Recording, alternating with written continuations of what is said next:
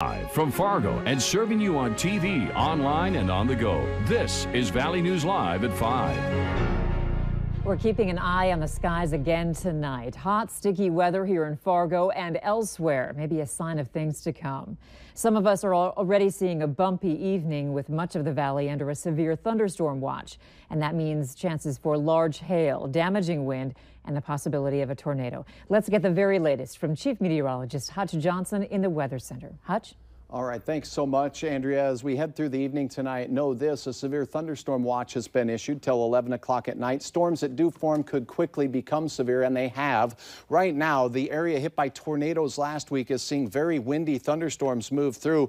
We're talking about the Hillsborough area as well as your neighbors to the east in Hallstatt and parts of western Norman County. The wind gusts with this storm have caused damage and did tip a semi over. We got a picture from a Facebook friend uploaded. I don't know if we have that available right now, but we would love to put it up there again. This exactly it was too. Yeah, near Glenfield. Thank you very much. So that damage was caused by straight line winds that we were estimating upwards of 90 to 100 miles per hour in that area. This storm's still packing a punch. Now, moving into the FM area, back to the radar here, is a cluster of thunderstorms. National Weather Service issued a severe thunderstorm warning for the FM area. This includes Castleton, Buffalo, Moorhead, all the way out to Hawley for this line of storms blowing in our general direction. Wind will be the primary risk with these cells as they push their way into the FM area. And as the crow flies, this storm is not too far from us, as moving at about 40 miles per hour. So it's only 20 miles away by 5:30. We expect that storm to be in the FM area. Notice the hail potential, not all that huge with these cells, but look at these towering storms with all the pink and deep reds here. This line that extends from Lake of the Woods County into much of Beltrami and Clearwater counties is a potent hailstorm and also very dangerous winds. Just exiting Fawcetton, we have hail size estimates here of 2 to 3 inches moving into Bagley. If you're in Bagley, you do not have much time, but put the vehicle in the garage. Significant hail and winds possible from this storm. Speaking of winds, this is at elevation above the ground, but we're measuring velocities over 80 miles per hour in this storm. So you can expect damage to things like small structures, and that's why campers and mobile homes, Andrea, are not safe places to seek shelter from storms such as these. Our storm chaser, Eric Whitehill, is en route. You got his live video feed right now from his dash cam. He's heading up the interstate, tracking these storms for us, keeping eyes on any of these storms that could possibly begin rotating. We will keep you updated. Fargo Moorhead under a severe thunderstorm warning right now, as is Hillsborough, Hallstatt, and Norman counties, and much of the Bemidji Lakes area.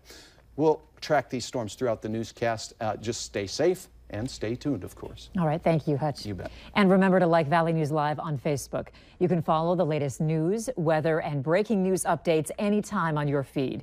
Just search Valley News Live, like our page, and you'll stay informed throughout the entire day.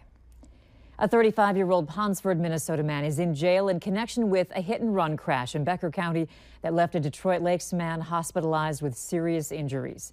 Randy Lee Kettle is being charged with criminal vehicular operation. A judge today set his bail at $100,000. Court documents obtained by Valley News Live say Kettle was driving a car he borrowed when he hit the bicycle from behind Tuesday evening. Those documents say Kettle left the crash scene. The man on the bike, Jared Moran, is hospitalized in Fargo, listed in fair condition. Kettle is also facing a felony domestic assault charge that investigators say is connected to the case. His next court appearance is set for a week from Monday. Investigators are looking for what caused a fire that claimed the lives of 2 women in Cass County, Minnesota, early this morning. Fire crews were called out to a home in rural Longville around 12:30 this morning. They found the home engulfed in flames when they arrived. After knocking down the flames, crews found the bodies of an 86-year-old Longville woman and a 48-year-old woman from Reamer. Authorities are not releasing the victims' names until they can notify family members. 3 people were hurt in the second crash in as many days on Highway 2 near the Grand Forks Airport. Officials with the North Dakota Highway Patrol say it happened around 6 last night. Troopers say 20-year-old Adam Stecker of Grand Forks was heading south through a green light when a westbound vehicle driven by 43-year-old Melvin Morin Jr. of Grand Forks reportedly ran a red light and T-boned Stecker's vehicle. Stecker, Morin Jr., and 35-year-old Chanel Auger of Belcourt were all taken to All True Hospital in Grand Forks by ambulance for treatment. All True officials tell us that Auger is listed in satisfactory condition. Stecker and Morin Jr. are no longer in their care. This crash came just one day after another crash on Highway 2 that claimed the lives of 3 Grand Forks men and injured 7 others from the area. North Dakota's Attorney General has bad news for us.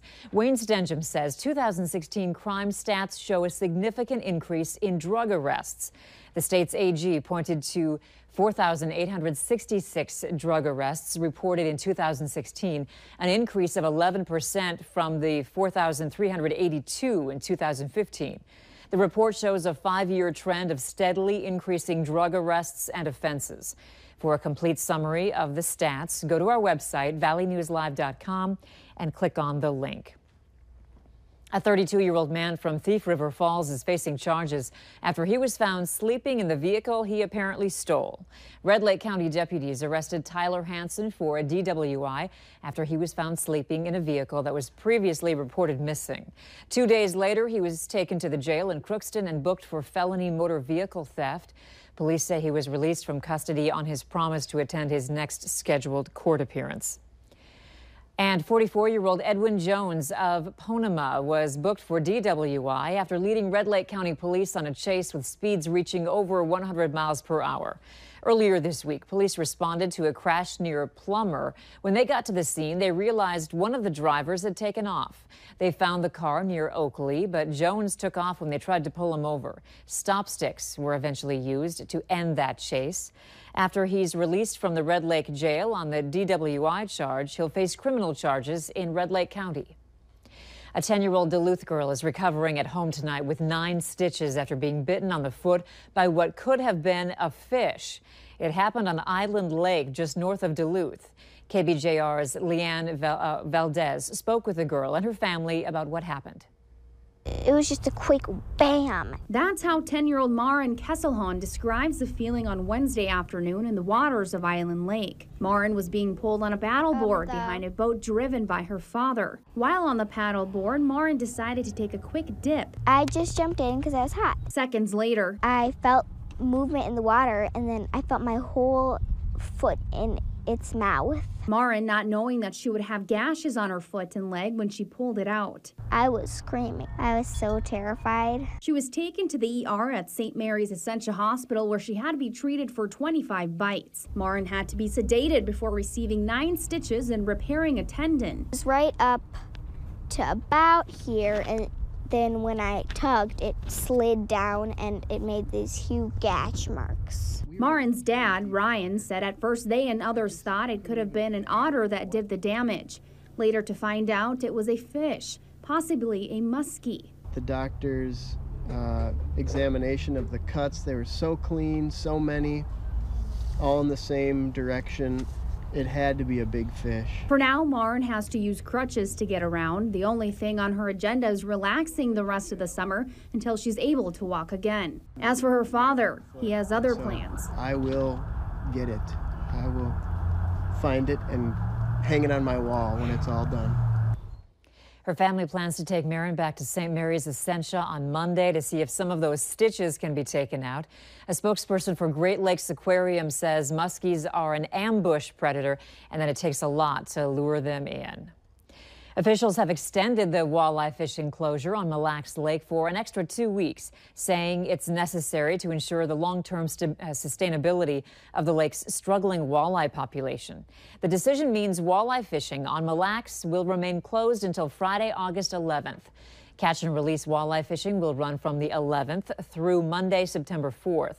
Walleye fishing will then be closed from Tuesday, September 5th through Thursday, November 30th.